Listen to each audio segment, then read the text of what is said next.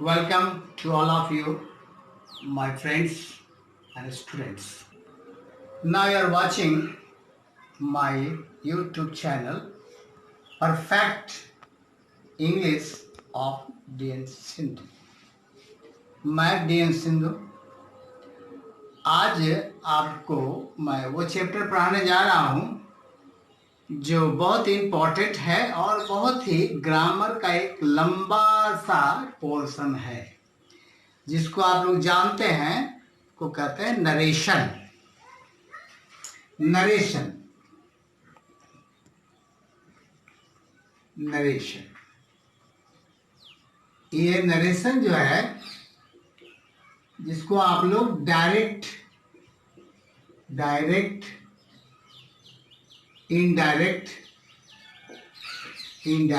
Speech बोलते हैं.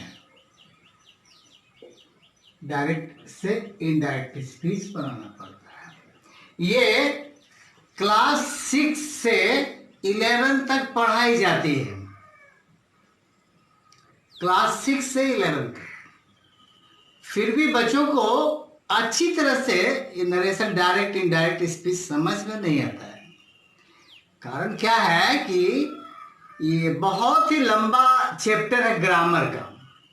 बहुत सारे रूल्स हैं इसके और सभी टेंस में आते हैं और सभी सेंटेंस में आते हैं और सभी टेंस के और सभी सेंटेंस के अलग अलग इसके रूल्स होते हैं और काफ़ी लंबा चैप्टर है. इसलिए लड़के को समझ में नहीं आता है कि उसको कैसे हम अच्छी तरह से बनाएं.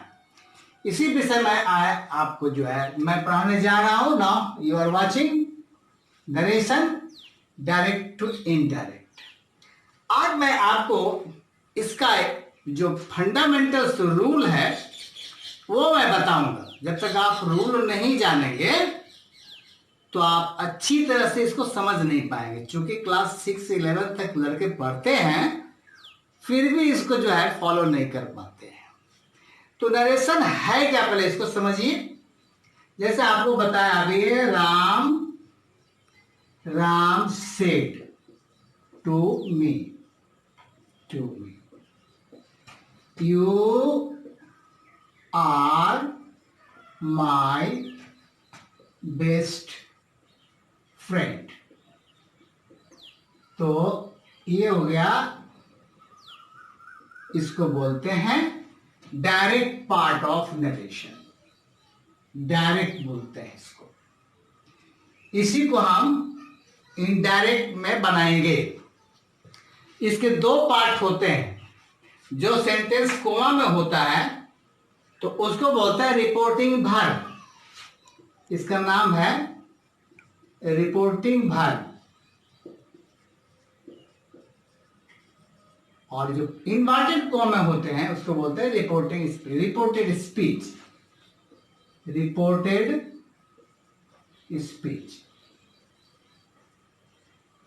तो क्लास में जो पढ़ाए जाते हैं ऑब्टेनिंग टू गेट मार्क्स वो आते हैं, हर क्लास में आता है. तो इसी को आपको सीखना है. तो नरेशन का मतलब नरेट करना, वर्णन करना. NARRATE. नरेट का मतलब वर्ब होता है वर्णन कर, डिस्क्रिप्शन करना. तो नरेशन में डायरेक्ट पार्ट है, दो पार्ट है, रिपोर्टिंग वर्ब है और रिपोर्टेड स्पीच है. यानी दो आदमी ए और ये बी, ए और बी बात करता है, कन्वर्सेशन करता है, बातचीत करता है. ये दोनों के बात को तीसरा आदमी सी जो है उसको दोबारा रिपीट करके बताता है कि ए ने बी को क्या कहा. ए ने बी को क्या कहा ये बात तीसरा आदमी बताता है. यानी ये नरेट करता है. ये तीसरा जो है इसके बात को वर्णन करता है. इसी को हम बोलते हैं नरेशन. इसी का नाम है नरेशन और इसका दो पार्ट होता है. इसको बोलते हैं रिपोर्टिंग वर्ब और रिपोर्टिंग स्पीच. अब आपको बहुत सारे रूल्स होते हैं जो जानना बिना जाने और बिना आप इसका रूल समझे आप 10 बरस में भी इसको आप नहीं समझ पाएंगे। तो आइए मैं ले चलता हूं 1 by 1 रूल्स जो बहुत ही इंपॉर्टेंट है। रूल नंबर 1, रूल यह है रिपोर्टिंग वर्ब और यह है रिपोर्टेड स्पीच। चलिए रूल नंबर 1 में आइए। रिपोर्टिंग वर्ब का सेंटेंस कोमा में रहता है। ये हाँ कोमा में रहता है, कोमा में रहता है। और रिपोर्टिंग स्पीच का सेंटेंस इन्वर्टेड कोमा में रहता है। नंबर 1 ये डायरेक्ट का फॉर्म है। ये जो है डायरेक्ट का फॉर्म है, इसको हम डायरेक्ट से इनडायरेक्ट बनाएंगे। नंबर 2 रिपोर्टिंग वर्ब में ओनली वन सेंटेंस होते हैं, एक ही सेंटेंस होगा। और रिपोर्टिंग स्पीच में 1 and more, एक भी हो सकते हैं, 2 भी हो सकते हैं, 3 भी हो सकते हैं, 4 भी हो सकते हैं। तीसरी बात, रिपोर्टिंग वर्ब का sentence particularly simple present, past और फ्यूचर में होते हैं।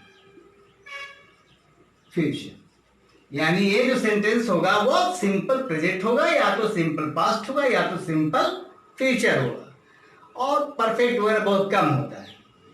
अब इधर आइए नंबर 3, ये जो सेंटेंस हो गए इन ऑल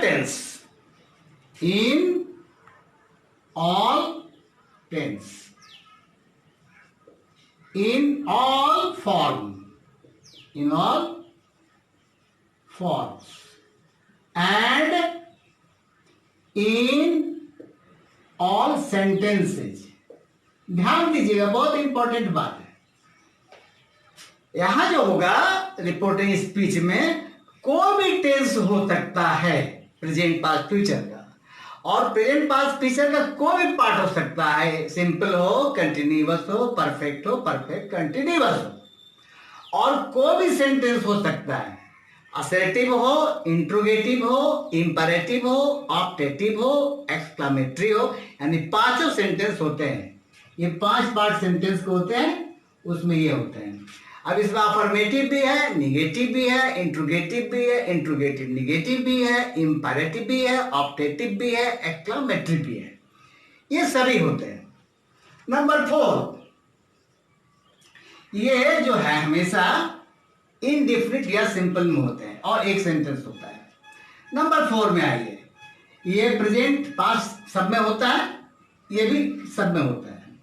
अब है नंबर 4 में कि जब रिपोर्टिंग वर्ब प्रेजेंट टेंस में होते हैं, प्रेजेंट टेंस। नंबर 4 जब रिपोर्टिंग वर्ब का सेंटेंस प्रेजेंट टेंस में होगा और जब इसको हम डायरेक्ट से इनडायरेक्ट में बदलेंगे तो रिपोर्टिंग स्पीच का सेंटेंस होगा उसमें कोई परिवर्तन नहीं होगा, जिस टेंस में है उसी में रहेगा। अगर प्रेजेंट में है तो प्रेजेंट में रहेगा, पास्ट में है तो पास्ट में रहेगा, फ्यूचर में है तो फ्यूचर में रहेगा। अर्थात no change in tense, no change in tense. Number 1 उसी तरह से जब रिपोर्टिंग वर्ब फ्यूचर में होगा, फ्यूचर टेंस में, ठीक उसी तरह से इसमें भी वही बात है। जब रिपोर्टिंग वर्ब का सेंटेंस फ्यूचर टेंस में होता है तो जब इसको चेंज करेंगे डायरेक्ट से इनडायरेक्ट तो फिर वही बात है कि इसका कोई भी सेंटेंस नहीं बदलेगा, जिस टेंस में है उसी में रहेगा। प्रेजेंट है तो प्रेजेंट में, पास्ट है तो पास्ट में, फ्यूचर है तो फ्यूचर में, माने same, no change, no change in tense. अब आइए, जब रिपोर्टिंग वर्ब का सेंटेंस पास्ट में होता है, पास्ट में होता है, तभी गड़बड़ी है। ये पास्ट में जब होगा तब आपको सोचना है, यानी सारा खेल नरेशन का यही है, सबसे दिक्कत यही है। तो पास्ट में जब होता है, इधर सारे के सारे सेंटेंस, जो भी सेंटेंस हैं, चाहे वो कोई भी सेंटेंस हो, प्रेजेंट हो तो, फ्यूचर हो तो, और पास्ट हो तो, सभी के सभी, all sentence term in past tense, all tense goes into past, past tense. ध्यान दें, ये ही बहुत इंपॉर्टेंट है, दिस वन BIP है। जब पास्ट होगा ये रिपोर्टिंग वर्ब, तो इसका जो भी सेंटेंस होगा, जिस टेंस में होगा, प्रेजेंट में है तो पास्ट में चला जाएगा, फ्यूचर है तो वो फ्यूचर में चला जाएगा, और पास्ट है तो पास्ट में है ही। ये यहां तक आपका नियम। आगे चलते हैं नंबर 5 में क्या है देखिए। अब हम इसको जोड़ते हैं, डायरेक्ट से इनडायरेक्ट हम इसको जोड़ते हैं। तो जोड़ने में हमें कनेक्टर्स की जरूरत पड़ती है। डायरेक्ट से जब इनडायरेक्ट बनाते हैं, दोनों सेंटेंस को हम लोग कनेक्टर्स का यूज करते हैं, और कोमा को और इन्वर्टेड कोमा को मिटा देते हैं। ये रहा आपका रिपोर्टिंग वर्ब, और ये रहा reporting speech. Number 5, reporting verb को जब डायरेक्ट से इनडायरेक्ट बनाते हैं तो ये कनेक्टर्स कहलाते हैं। कनेक्टर, कनेक्टर में क्या क्या लगता है? दैट का इस्तेमाल होता है, टू का इस्तेमाल होता है, इफ का इस्तेमाल होता है, और वेदर का इस्तेमाल होता है। ये कनेक्टर्स का इस्तेमाल किया जाता है। जब हम डायरेक्ट से इनडायरेक्ट बनाएंगे, दोनों सेंटेंस को जब जोड़ेंगे, तो दैट, टू और इफ या वेदर हर जगह नहीं लगता है, सेंटेंस वाइज लगता है। किस सेंटेंस में दैट लगेगा, किस सेंटेंस में इफ लगेगा, किस में वेदर लगेगा, किस में टू लगेगा। ये सेंटेंस जब पढ़ाएंगे affirmative, negative, interrogative, imperative, objective, exclamatory, तब आपको हम इसके बारे में बताएंगे। अब आइए, बहुत इंपॉर्टेंट है, और यही मैं खत्म करूंगा। अभी अगला बहुत सारे रूल्स हैं, जो रूल बताने में आपको मुझे 2-3 दिन लगेंगे। तो अभी मैंने आपको बताया कि रिपोर्टिंग वर्ब जब रिपोर्टिंग वर्ब जब ये पास्ट टेंस में होगा, पास्ट टेंस में होता है, तब ये रिपोर्टिंग स्पीच पास्ट टेंस में बदल जाता है। कैसे बदलता है आप देखिए, बताया था ना आपको। ये जब पास्ट में होगा तो इसके सारे सेंटेंस, प्रेजेंट का है तो पास्ट में चला जाएगा, फ्यूचर है तो पास्ट में चला जाएगा, और पास्ट है तो पास्ट। अब कैसे बदलते हैं उसको देखिए, बहुत इंपॉर्टेंट है और ये जानना जरूरी है।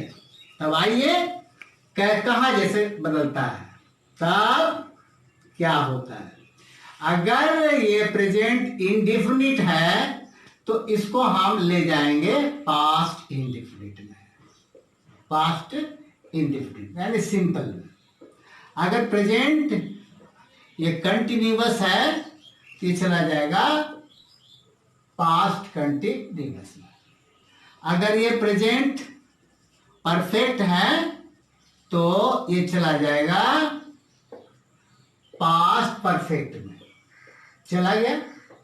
अगर ये प्रेजेंट परफेक्ट कंटिन्यूअस है तो चला जाएगा पास्ट परफेक्ट कंटिन्यूअस। आ गया, यानी सारा प्रेजेंट किस में चला गया, तो सारा प्रेजेंट पास्ट में चला गया। ये जब पास्ट में था और इसका सेंटेंस जब इनडायरेक्ट में था प्रेजेंट, तो सब चला गया पास्ट में। नंबर 1। नंबर 2, जब फ्यूचर रहेगा, जब यहां पर फ्यूचर है तो ये भी चला जाएगा पास्ट में। किसमें जाएगा फ्यूचर, तो फ्यूचर का क्या होता है, शैल और विल होता है। शैल और फ्यूचर टेंस का शैल और विल होता है। शुड में और वुड में, शुड और वुड में बदल जाता है। ये चला गया आपका पास्ट में, बदल गया, ये भी बदल गया पास्ट में, यानी प्रेजेंट और फ्यूचर दोनों पास्ट में चला गया। अगर अब यहां पास्ट रहे तो किस में जाएगा, उसको गौर से देखिए, इसको गौर से देख लीजिए एक बार। जैसा प्रेजेंट का जो फॉर्मूला ठीक सेम टू सेम पास्ट में चला जाएगा, और फ्यूचर के सेल के बदले हम वहां सेल और वुड लगा देंगे। बहुत इंपॉर्टेंट है, आप देख ले। अब आइए, अगर इधर पास्ट सिंपल है, पास्ट सिंपल है तो ये चला जाएगा पास्ट परफेक्ट में, पास्ट परफेक्ट में। अगर पास्ट कंटिन्यूअस है तो चला जाएगा पास्ट परफेक्ट कंटिन्यूअस में। अगर ये पास्ट परफेक्ट है तो ये रहेगा पास्ट परफेक्ट में। अगर ये पास्ट परफेक्ट कंटिन्यूअस है तो रहेगा पास्ट परफेक्ट कंटिन्यूअस। ये बदलता है, ये हमारा रूल्स है। अभी और सारे रूल्स हैं जो मैं अगले एपिसोड में बताऊंगा। इसके अलावा बहुत सारे रूल्स हैं, जब तक आप रूल नहीं जानेंगे तो नहीं बना पाएंगे। तो मेरे प्यारे दोस्तों, मेरे प्यारे बच्चों, आप अच्छी तरह से अगर सीख जाते हैं तो आपको दोबारा सीखने की जरूरत नहीं पड़ेगी। और बड़े ध्यान से इसको सोचिए, समझिए, देखिए, और जब समझ में नहीं आया तो मुझे आप कमेंट में, अपना कमेंट्स बॉक्स में कमेंट लिखिए। हाँ सर, इसे मुझे रिपीट किया जाए, बताया जाए, नहीं समझ में आया तो अपना कमेंट देंगे तो हमें पता चलेगा कि आप इंटरेस्टेड हैं। With the last of things, I would like to request to you, if do you feel very interest and you are very anxious and you are very eager to know English, then please you share this my channel, like this channel and subscribe this channel with the last word of thanks to all of you. Next, see. Thank you.